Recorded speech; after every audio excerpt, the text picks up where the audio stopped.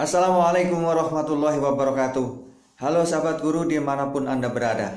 Kali ini saya akan berbagi informasi tentang apa itu AKM. Apakah AKM sebagai pengganti ujian nasional? Mari kita ikuti informasi berikut ini. Pada kesempatan ini saya akan berbagi karena akan diberlakukannya AKM, Asesmen Kompetensi Minimal, sebagai pengganti ujian nasional. Sesuai dengan Permendikbud nomor 4 tahun 2019, salah satu poin pentingnya adalah bahwa ujian nasional tahun 2020 kalau seandainya ada, merupakan ujian nasional yang terakhir. Maka pemerintah telah melahirkan yang lebih dikenal dengan Asesmen Kompetensi Minimum atau disebut juga AKM. Apa itu AKM? Dari tujuan, instrumen, pelaksanaan, dan tindak lanjut.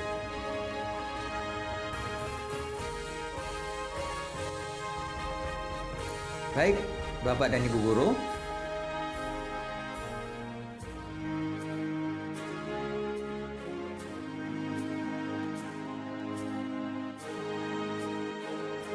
di sini akan kita bahas tentang AKM karena beberapa pertanyaan sekitar AKM. Sebelumnya, mari kita tinjau dulu. Kita kenal dengan Asesmen Nasional Program. Tujuannya, instrumennya, dan kapan pelaksanaannya, serta tindak lanjut. Bapak Ibu sekalian, untuk mengetahui apa itu asesmen nasional,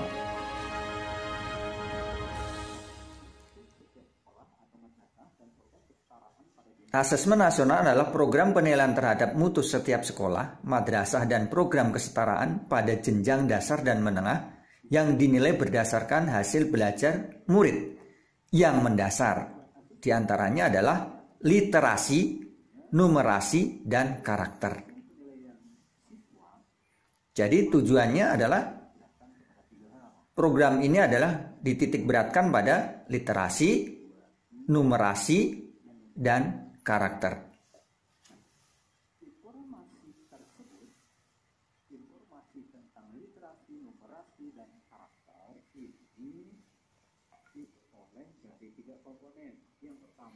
Informasi tersebut diperoleh dari 3 komponen. Yang pertama AKM, Asesmen Kompetensi Minimal, survei karakter.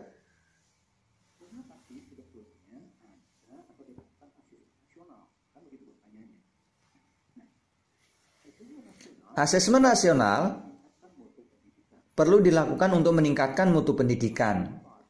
Asesmen ini dirancang untuk menghasilkan informasi akurat untuk memperbaiki kualitas belajar mengajar yang pada gilirannya akan meningkatkan hasil belajar siswa.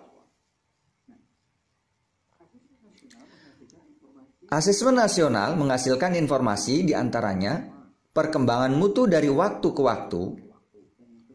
Yang kedua, kesenjangan antar bagian di dalam sistem pendidikan.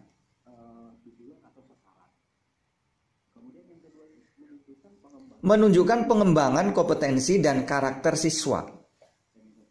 Dan yang ketiga, memberikan gambaran tentang karakteristik esensial.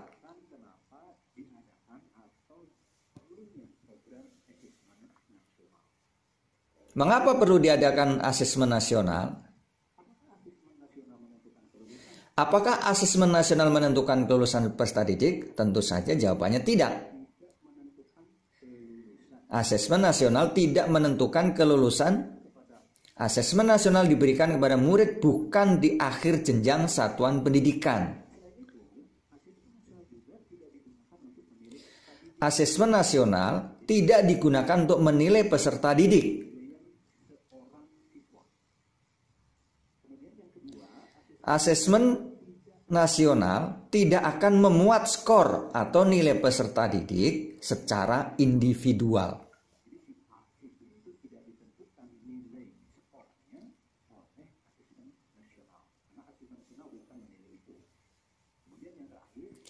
Berikutnya adalah asesmen nasional tidak terkait dengan kelulusan peserta didik.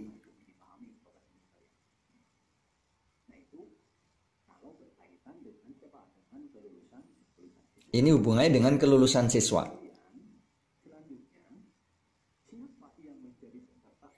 Siapakah yang menjadi peserta asesmen nasional? Yang menjadi pesertanya adalah seluruh jenjang dari kelas 5, kelas 7, dan kelas 11. Itu pun hanya sebagian siswa, tidak semua.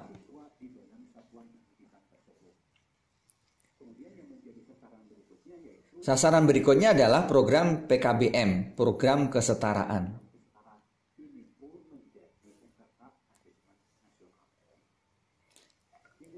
Yang ketiga adalah sasarannya adalah guru dan kepala sekolah.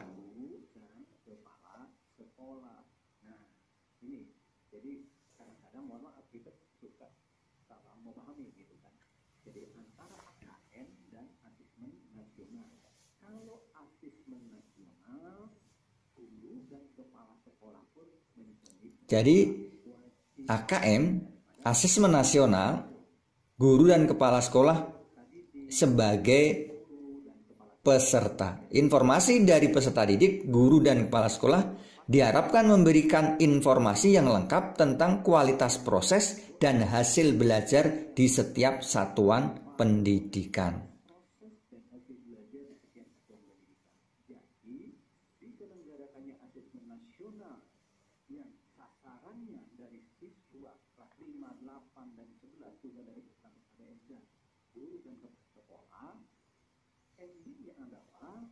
Jadi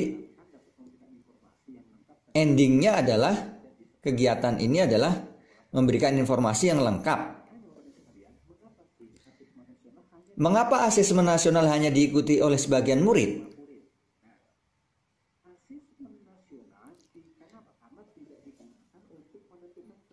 Karena asesmen nasional tidak digunakan untuk menentukan kelulusan, menilai prestasi murid sebagai seorang individu. Evaluasi hasil belajar setiap individu murid menjadi kewenangan pendidik. Nah, ini sangat penting.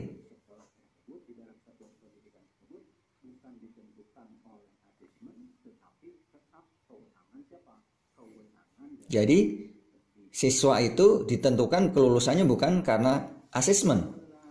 Yang menentukan adalah kewenangan pendidik.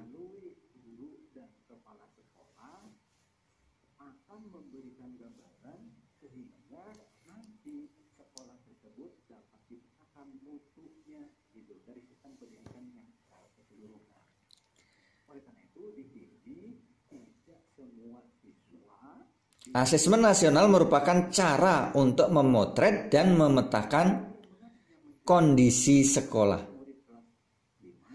Mengapa yang menjadi sampel adalah murid kelas 5, 7, dan 11? Hasil asesmen nasional diharapkan menjadi dasar dilakukannya perbaikan pembelajaran, pemilihan jenjang kelas 5, 7, dan 11. Dimaksudkan agar murid yang menjadi peserta asesmen nasional dapat merasakan perbaikan pembelajaran ketika mereka masih berada di sekolah tersebut.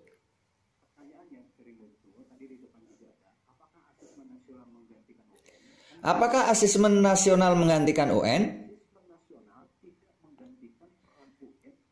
Apakah asesmen nasional menggantikan UN? Asesmen nasional tidak menggantikan peran UN dalam mengevaluasi peserta individu, peserta didik, tetapi menggantikan peran UN sebagai sumber informasi untuk memetakan dan mengevaluasi mutu sistem pendidikan. Asesmen nasional akan menghasilkan potret yang lebih utuh tentang kualitas hasil belajar serta proses pembelajaran di sekolah. Jadi, tidak menggantikan peran UN sebagai sumber informasi untuk memetakan dan mengevaluasi mutu pendidikan. Yang diukur adalah literasi dan numerasi. Mengapa yang diukur adalah literasi dan numerasi? Berikutnya, mengapa yang diukur? Literasi. Ada literasi membaca, ada literasi numerasi.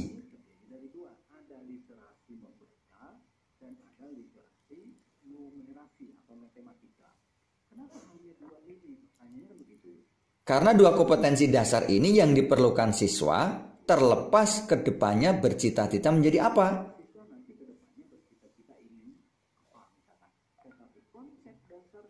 Konsep dasarnya adalah dua literasi ini, yaitu literasi membaca dan literasi numerasi.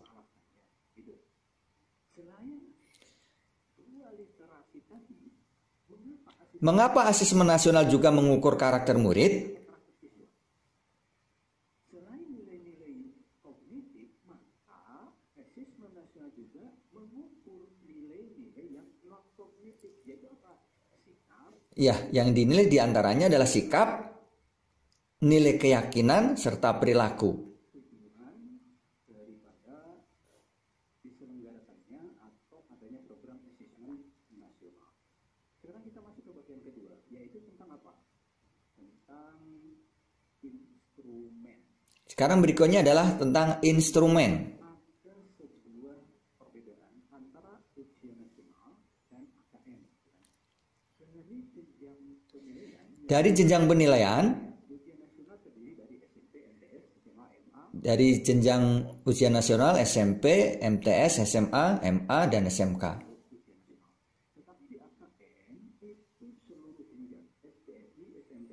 AKM dilaksanakan SD seluruh jenjang. Di level siswa, kalau UN dilaksanakan di tingkat akhir, sedangkan AKM dilaksanakan pada kelas 5, 8, dan 11. Subjek murid. Kalau ujian nasional, seluruh siswa diikutkan. Sedangkan untuk AKM, sensus sekolah dengan sampel murid.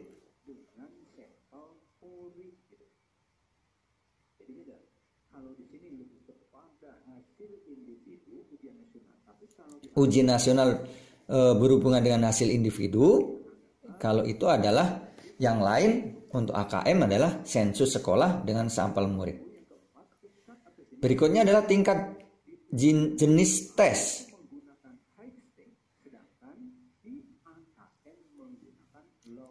High stake untuk ujian nasional, low stake untuk AKM.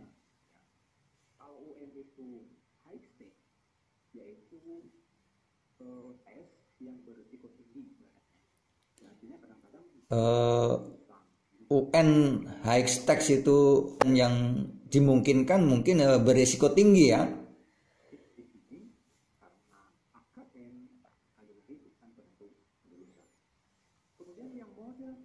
Model soalnya sekarang. Pada ujian nasional, pilihan ganda dan isian singkat. Di AKM terdiri dari ada pilihan ganda, ada pilihan ganda kumulatif, menjodohkan, isian singkat, dan uraian.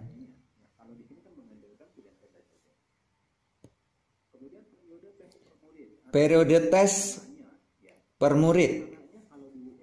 Di UN biasanya 4 hari, sedangkan di AKM hanya 2 hari. Moda pelaksanaan semi online biasanya untuk UN. Kalau di AKM ada 3 kategori, full online, semi online, dan offline.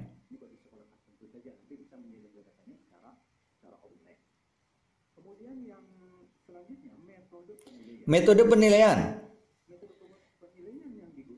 yang digunakan pada UN adalah menggunakan komputer, sedangkan di AKM adalah adaptive testing.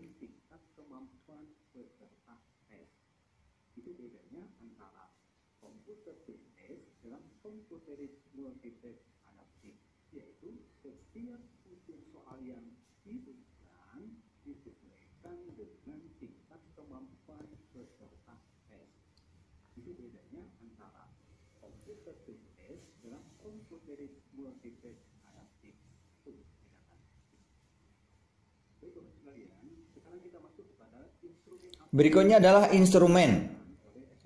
Instrumen apa yang digunakan dalam asesmen nasional? Yang pertama adalah AKM, Asesmen Kompetensi Minimum. Yang kedua survei karakter atau non-kognitif. Yang ketiga survei lingkungan atau input dan proses.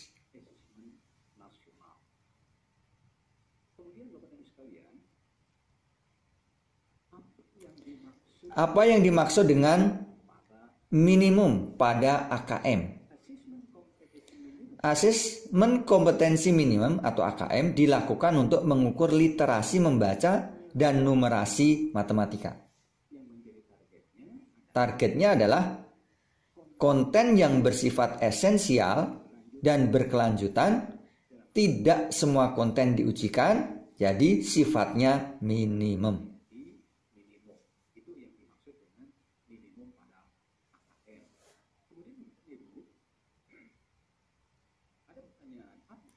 Apa perbedaan AKM dengan survei karakter?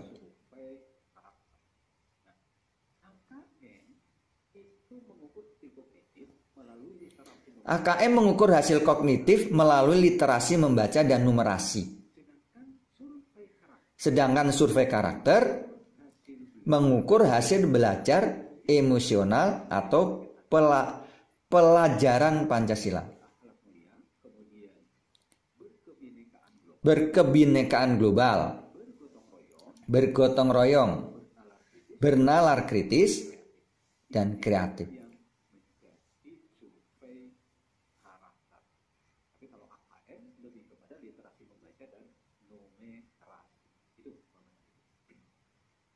Baik, kepada selanjutnya kita melihat apa saja komponen dan literasi membaca. Literasi membaca. Apa saja komponen dari literasi membaca dan numerasi yang diukur di AKM? Ada 3 aspek. Ada konten, proses kognitif, dan konteks.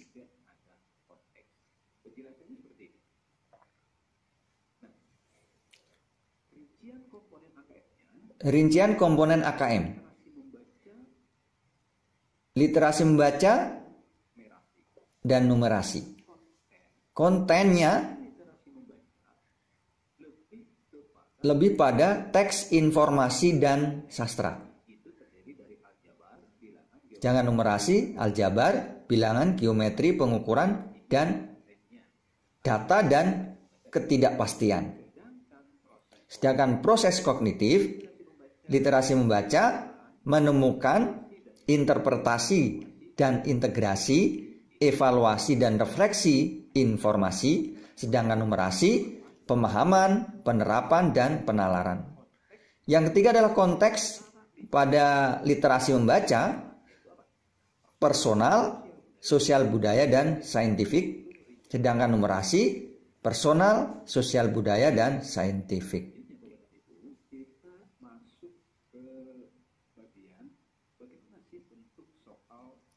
Bagaimana bentuk soal asesmen nasional? Bentuk soal asesmen nasional ini berbeda dengan bentuk yang biasa ditemukan di ujian nasional. Ini berbeda yang kita temukan di ujian nasional. Pertama, pilihan ganda. Murid hanya dapat memilih salah satu jawaban benar dalam satu soal. Kemudian pilihan ganda kompleks, murid dapat memilih lebih dari satu jawaban benar dalam satu soal. Yang ketiga adalah menjodohkan. Murid menjawab dengan cara menarik garis dari satu titik ke titik lainnya yang merupakan pasangan pertanyaan dengan jawabannya. Ada uraian dan ada isian singkat.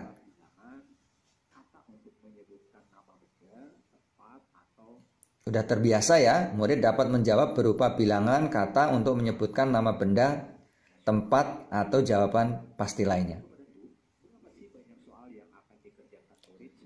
Berapa soal AKM? Untuk kelas 5 itu terdiri dari 30 soal untuk masing-masing literasi membaca dan numerasi.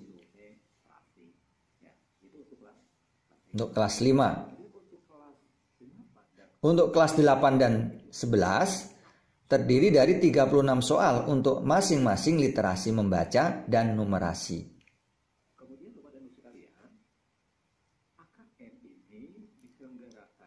AKM ini diselenggarakan secara adaptif. Setiap siswa akan menempuh soal sesuai kemampuannya sendiri. Apakah soal AKM untuk peminatan IPA, IPS, bahasa, dan agama berbeda? Apakah seperti soal UN pembagian porsinya? Tentu saja tidak.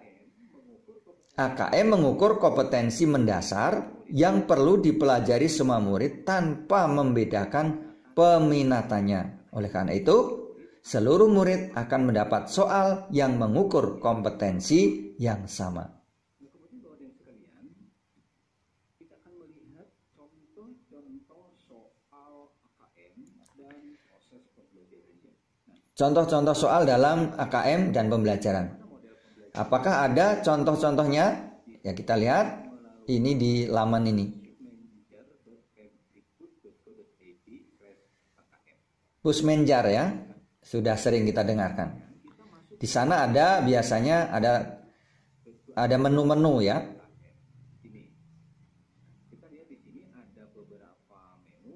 Ada numerasi, ada literasi teks informasi. Itu tinggal pilih, biasanya ada level 1, kelas 1 dan 2, level 2, kelas 3 dan seterusnya. Itu pada laman Pusmenjar.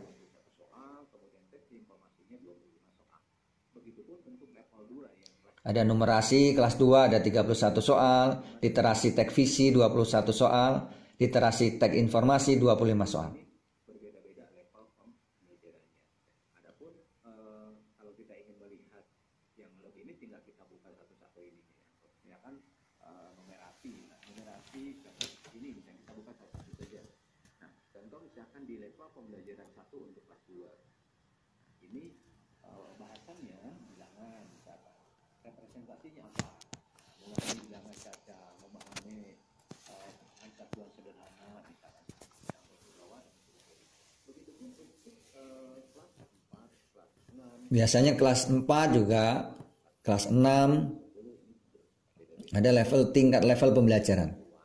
Apa tadi soal dan proses atau metode pembelajarannya.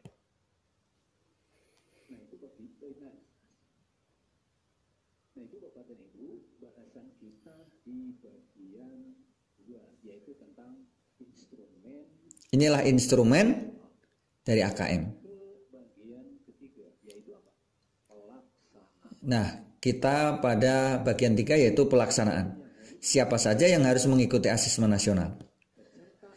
Peserta asesmen nasional adalah seluruh satuan pendidikan terdiri atas kepala sekolah, seluruh guru dan siswa yang dipilih dengan stratifikasi sosial ekonomi oleh Kemendikbud.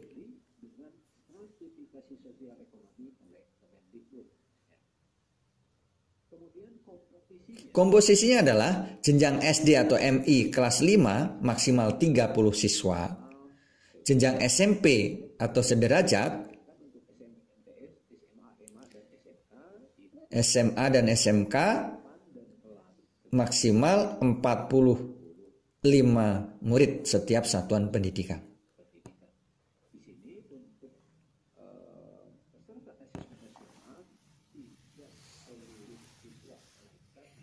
Jadi tidak seluruh siswa. Untuk SD 30, untuk SMP, SMA 45.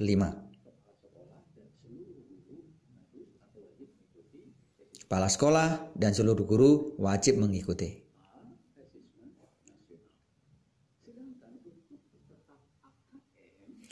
Peserta AKM adalah semua siswa yang menjadi responden asesmen nasional.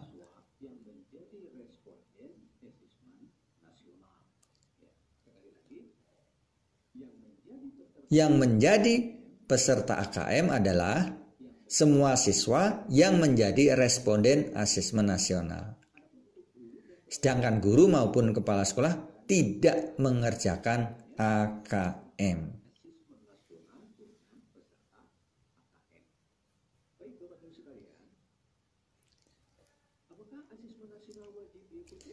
Apakah asesmen nasional wajib diikuti oleh seluruh satuan pendidikan?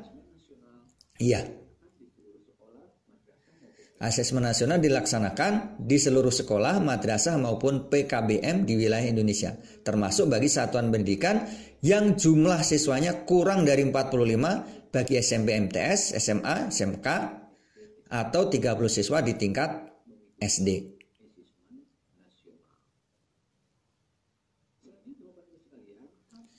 Kapan AKM dilaksanakan? Direncanakan pelaksanaan AKM untuk murid kelas 8 jenjang SMP MTS serta kelas 9 jenjang SMA akan dilaksanakan akhir Maret 2021. Pelaksanaan AKM untuk murid kelas 5 jenjang SD adalah di bulan Agustus 2021.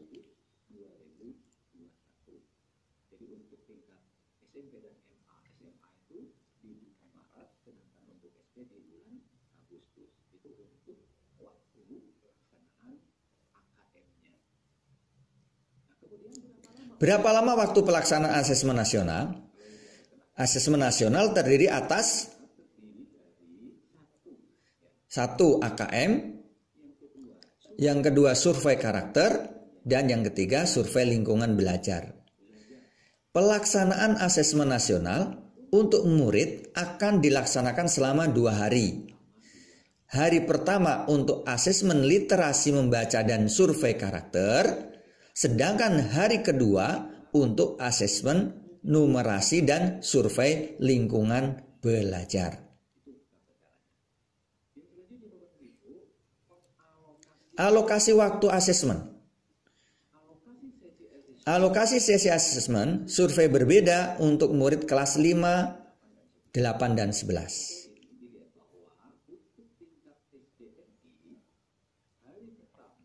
Hari pertama tes literasi 75 menit. Terdiri dari survei karakter 20 menit. Hari kedua tes numerasi 75 menit. Survei lingkungan belajar 20 menit. Sedangkan untuk SMP, MTS, SMA dan SMK waktunya 90 menit, survei karakter 30 menit. Di hari kedua, tes numerasi 90 menit, survei lingkungan belajar 30 menit. Itu untuk alokasi waktu pelaksanaan.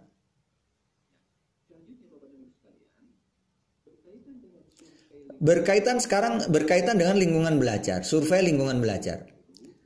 Untuk kepala sekolah dan guru lebih fleksibel dan diberikan alokasi waktu melengkapi semua pertanyaan dalam kurun waktu 2 minggu.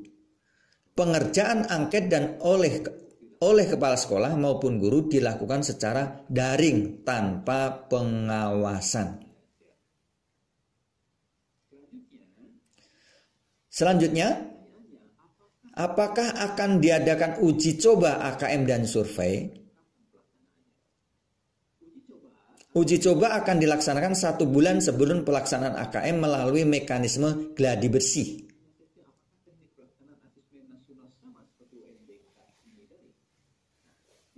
Apakah teknik pelaksanaan asesmen nasional sama seperti UNBK semi daring? Ini terdapat sejumlah modifikasi pada teknik pelaksanaan asesmen nasional seperti bentuk soal maupun sistem adaptif. Namun secara umum, tenaga teknis yang mampu melakukan UNBK semi daring akan mudah mempelajari sistem pelaksanaan asesmen nasional.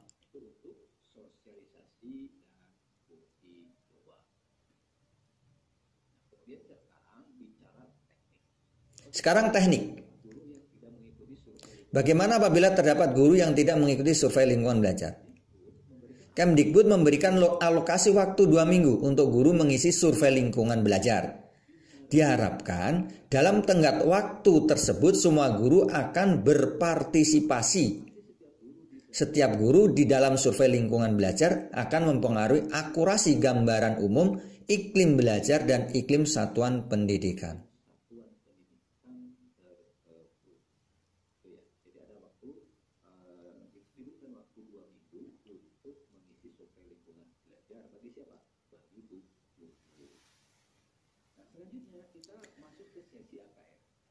Masuk ke sesi AKM sekarang. Apakah pelaksanaan AKM dapat dilakukan lebih dari 1 sesi? Berapa jumlah sesi yang diizinkan setiap harinya? Setiap sesi memerlukan waktu maksimal 140 menit untuk jenjang SD sederajat 140 menit, SMP SMA sederajat 165 menit. Sehingga dalam waktu 1 hari dapat diselenggarakan 3 sesi tes.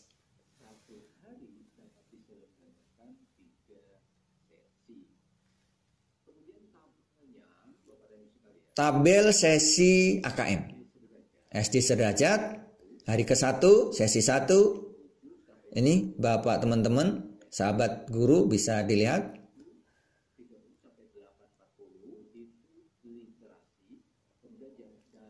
Kemudian ada penjelasan survei di situ. Jam 9 sampai 9.20 survei di hari pertama. Hari kedua 7 sampai 7.30 persiapan tes, 7.30 sampai 8.45 numerasi, 8.45 sampai 9 penjelasan survei, 9 sampai 9.20 survei.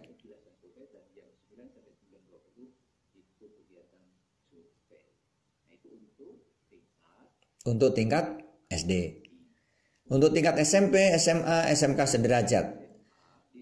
Hari pertama sesi 1 jam 7 sampai 7.30 persiapan tes, 7.30 sampai 9 literasi, 9 dan seterusnya. Hari kedua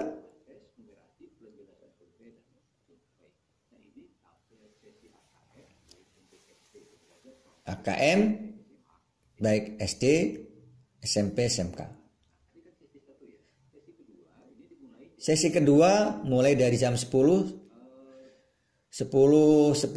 sampai dengan 10.30 persiapan tes, literasi, penjelasan survei dan pelaksanaan survei.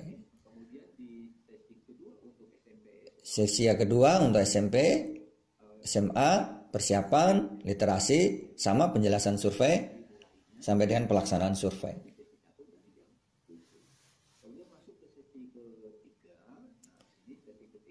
Sesi ketiga dimulai dari pukul 13 sampai dengan 13.30. Teman-teman bisa dilihat.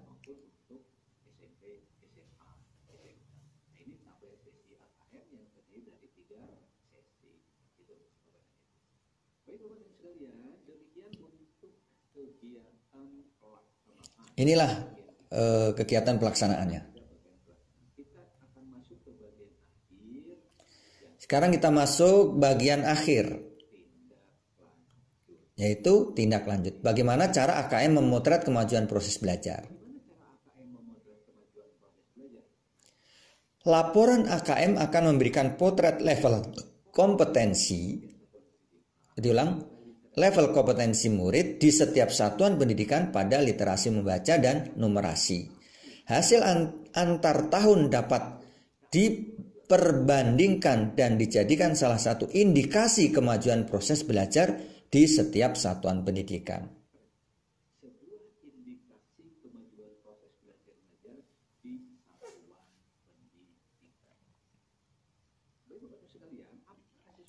Apakah asesmen nasional akan digunakan untuk memeringkatkan sekolah di Indonesia? Tidak. Jawabannya adalah tidak. Asesmen nasional digunakan sebagai alat refleksi bagi setiap satuan pendidikan untuk mampu melakukan langkah perbaikan.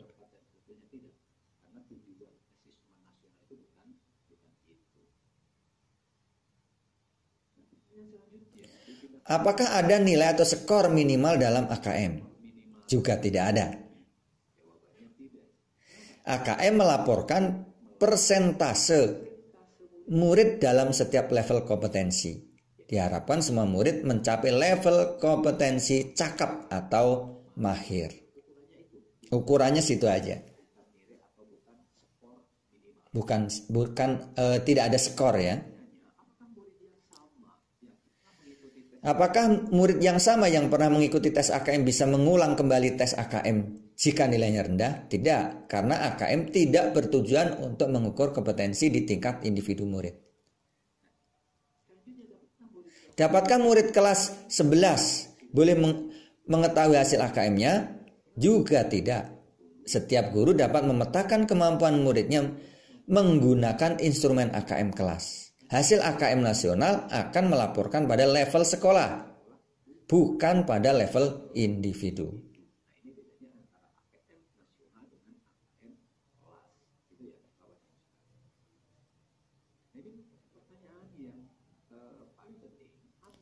Berikutnya, apa tindak lanjut dari sekolah dengan hasil AKM? Sekolah diharapkan mampu merefleksi hasil AKM dalam pembelajaran sehingga guru-guru menerapkan teaching at the right level, serta fokus membangun kompetensi serta karakter murid. Laporan sekolah terkait iklim belajar dan iklim satuan pendidikan diharapkan ditindaklanjuti manajemen sekolah untuk menyusun dan melaksanakan program-program sekolah yang mendorong terciptanya iklim belajar yang positif dan kondusif. Demikian tadi rekan-rekan guru, sahabat guru dimanapun Anda berada, informasi yang dapat kami sampaikan mudah-mudahan bermanfaat. Terima kasih. Assalamualaikum warahmatullahi wabarakatuh.